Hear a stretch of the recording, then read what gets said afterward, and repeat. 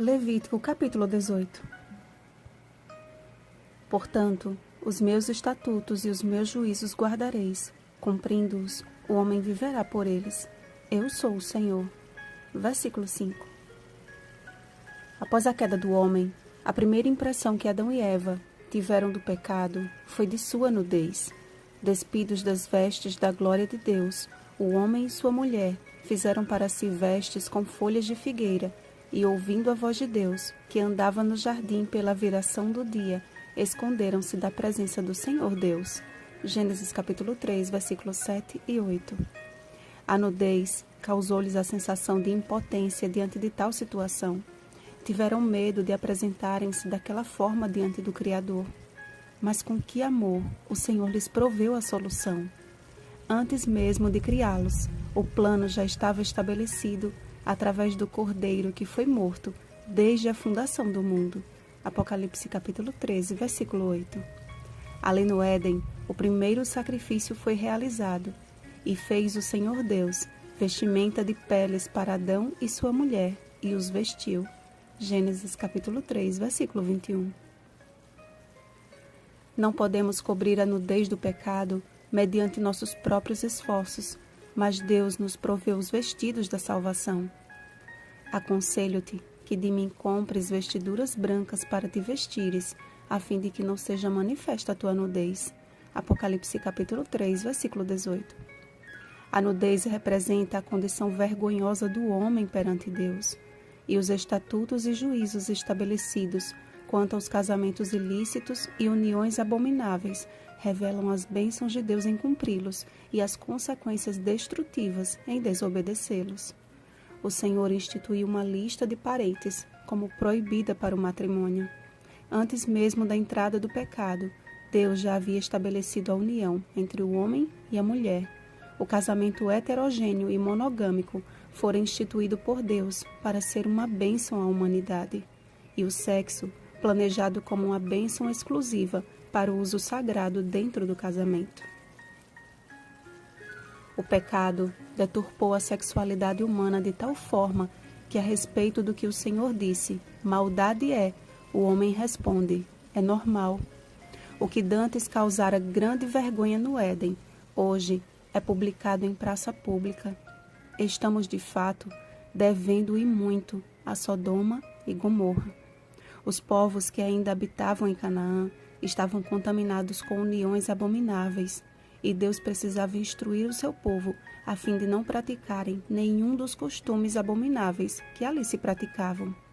O incesto, a homossexualidade, a bestialidade, dentre outras práticas sexuais ilícitas e repugnantes diante de Deus, eram naturalmente aceitáveis entre os povos cananeus e praticadas em seus cultos pagãos.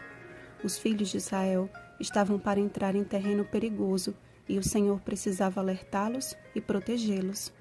Seus estatutos e juízos não são imposições arbitrárias, mas segurança. Cumprindo-os, o homem viverá por eles.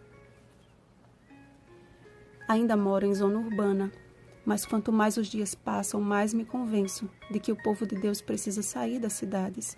Está chegando o tempo, se é que não já chegou, em que os anjos do Senhor estão apelando, como fizeram com Ló, de que os filhos de Deus abandonem o mais rápido possível os grandes centros. A demora de Ló lhe custou a perda de parte de sua família e de sua esposa e a gravidez abominável de suas filhas.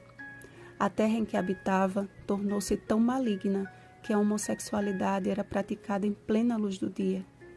Estamos longe deste contexto, amados? Músicas, novelas, filmes e até desenhos animados incentivam nossas crianças e adolescentes a serem sexualmente ativos antes da hora, da forma que desejarem e com quem ou o que desejarem. O mundo está testemunhando a desconstrução da família e do casamento e o surgimento de uma nova geração cujo pudor é ignorado e a moral rechaçada. Muitos carregam marcas de uma infância vivida em uma família que não era temente a Deus, ou de escolhas erradas que fizeram antes de conhecer ao Senhor. Todos nós, na verdade, possuímos marcas causadas pelo simples fato de existirmos. O pecado é letal e a terra se contaminou. E a menos que guardemos e andemos no caminho que o Senhor nos orienta a andar, carregaremos em nosso corpo e em nossa mente feridas que nos causarão dor por toda a vida.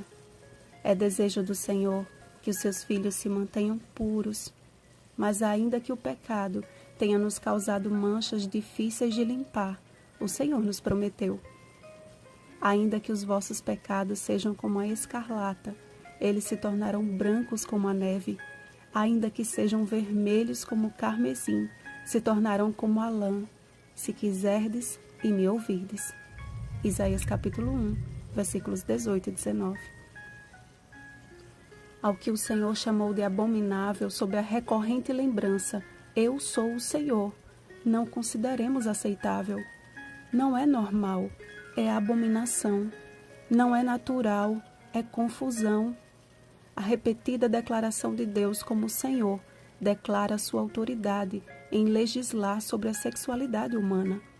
Aquele que cobriu a nudez de nossos primeiros pais é o mesmo que deseja cobrir a nossa, não mais com vestimenta de peles de animais, mas com vestes de salvação e com um manto de justiça.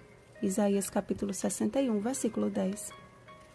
Não permita que o inimigo exponha sua nudez, mas confiante nos méritos de Cristo Jesus, dele adquira a roupa da vitória. Bem-aventurado aquele que vigia e guarda suas vestes, para que não ande nu e não seja vista a sua vergonha. Apocalipse capítulo 16, versículo 15. Bom dia, vestidos pelo Senhor. Rosana Garcia Barros.